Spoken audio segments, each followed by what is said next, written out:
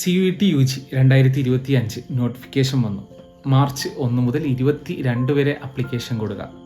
ഇന്ത്യയിലെ ഏറ്റവും പ്രധാനപ്പെട്ട 46ഓളം സെൻട്രൽ യൂണിവേഴ്സിറ്റി, ചില സ്റ്റേറ്റ് ഡീംഡ് പ്രൈവറ്റ് യൂണിവേഴ്സിറ്റികൾ അവരുടെ arts and science, agricultural, design, pharmaceutical, law കോഴ്സുകളിലേക്ക് അഡ്മിഷന് മാനദണ്ഡമാക്കുന്നത് CUET എക്സാം സ്കോറാണ്.